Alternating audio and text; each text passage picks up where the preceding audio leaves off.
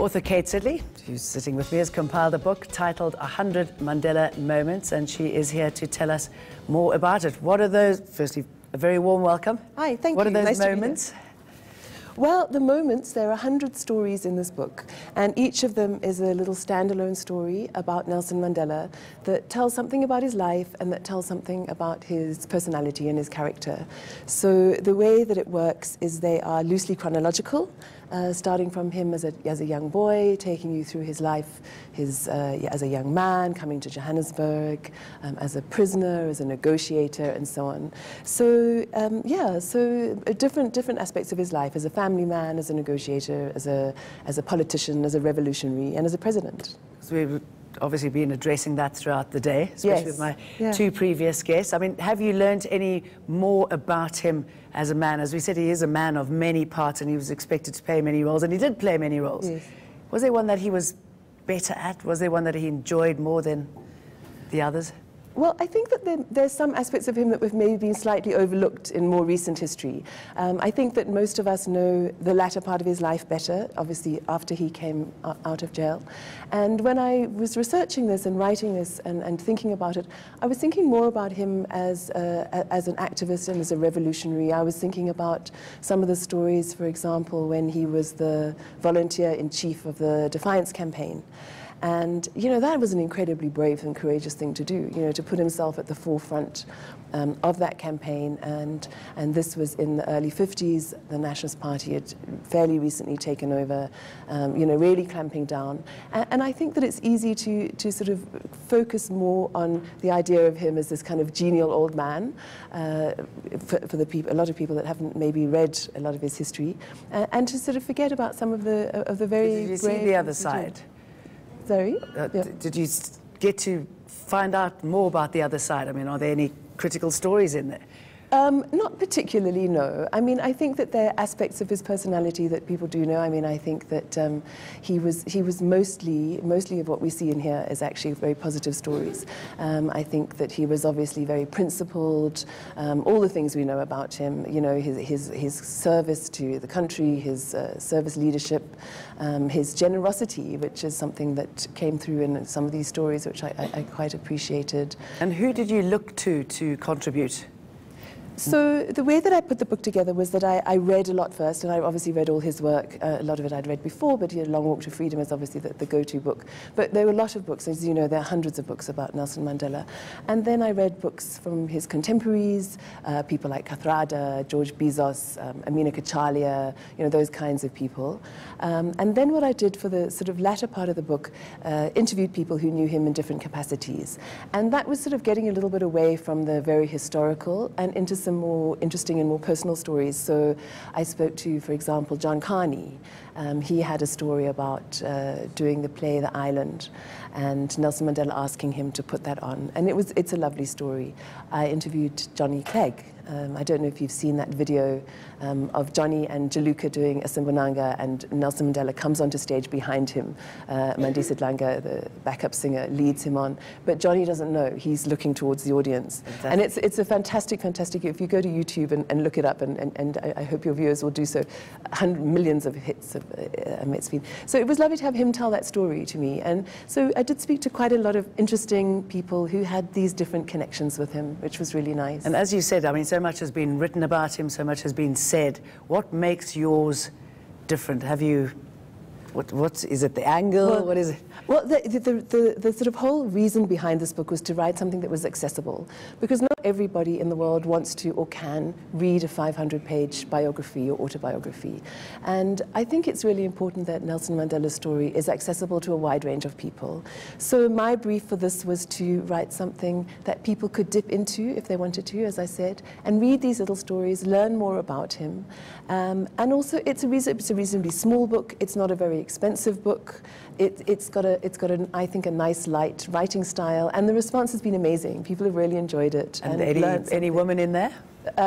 Yes, of course. Unfortunately, as is the rest of history, fewer than one would like. Obviously, we touch on Winnie. She's not sort of the main focus of the book, and Grasa. But you know, it is quite a masculine cast of characters. And I'm sad to say, but you know, that is really the reality. Busisiwe the previous guest was saying how South Africa is almost overrun by Nelson Mandela, and you've got Nelson Mandela Bridge, and you know, I mean, where does it stop? I mean, do you sometimes get that feeling that too much energy is put into his legacy and knowing more about him, or is he still a character that can be explored and will probably be explored for eternity? I think we do know a lot about him, but I just think there is so much to him, and I think that to present it in different ways that people can access in different generations, I think it's really important. I really do. I think when we talk about how we sort of hero worship Nelson Mandela, I think that the danger, one of the dangers, is that we forget that he was part of a movement. Part of the ANC, part of the liberation movement, and he never forgot that. I mean, he was always very, you know, he wasn't sort of grabbing the limelight so much as that was sort of rather thrust upon him, especially, you know, more recently in retrospect. But yeah, I mean, he was part of an important part, but a part of a movement as well. Okay, so, thank you very much. I look forward to reading it. Thank you very much for coming in. Thank you. That's the author of 100 Mandela Moments. Now, Zenani Dlamini Mandela has donated 300 books about her father to a Johannesburg school. The South African ambassador to Mauritius attended a children's charity event at the Nelson Mandela Literacy Project. It's championing a series of 12 booklets on Mandela. Here's Erin Bates with that story. This container library was set up at Crown Mines Primary School in 2015, thanks to the Nelson Mandela Library Project.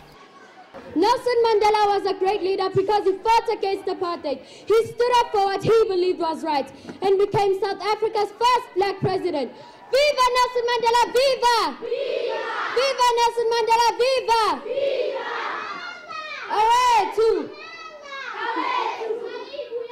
Africa!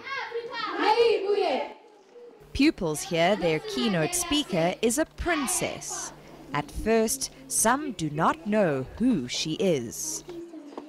What is my name? My name is Zenani. I like your name. Oh, you like my name?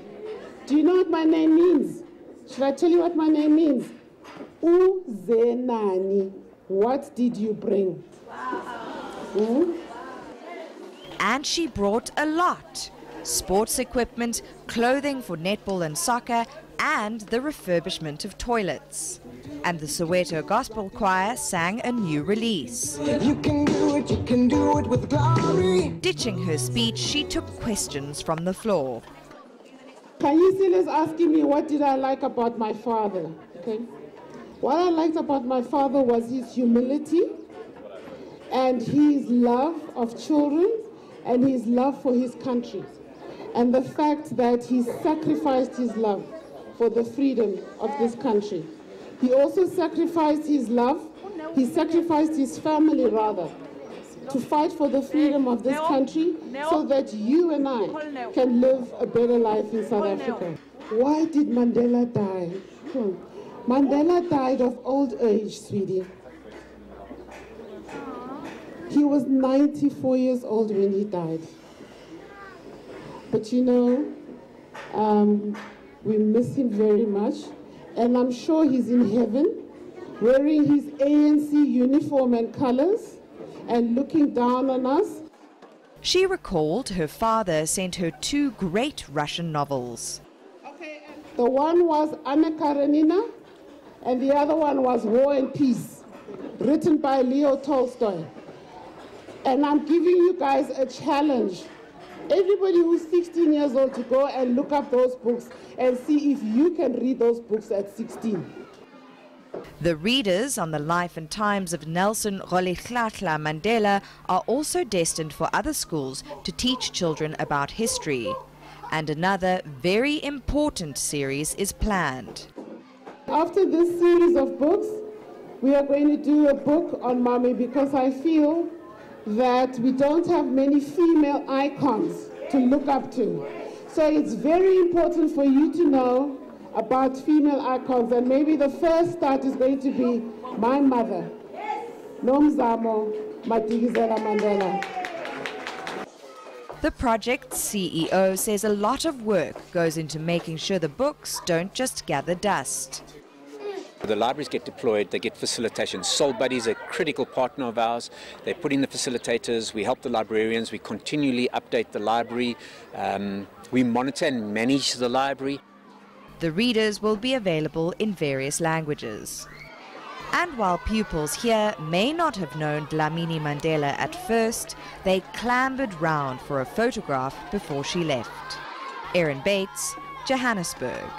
Well, as we suspected, we've had an incredible response to that conversation we had a little bit earlier, looking at Mandela's legacy, the pros and the cons to making him such a hero. So let me read your tweet back to you. Junior Ngwala says, Kamala Sisi, I support your progressive views on Mandela and South Africa. Brady Neo says, Seaba, you spitting fire and some of us hear ya. Opa 1000 says, OMG, why do we have such angry youth, which is so ungrateful about the sacrifices made by our former leaders? They forget that they're able to twang because of those sacrifices. Mangaka 8 says, Busisiwe Siaba is doing it for me tonight with Jane Dutton throwing bars. Hashtag Wamantla, everything should revolve around Mandela when it comes to South Africa we have today. So, send us your tweets. We've still got time to take a look at them and we'll put them up there. We'll read them out for you. But we're going to be taking a short break now. And Shahan will have the latest news in just a moment. Stay with us.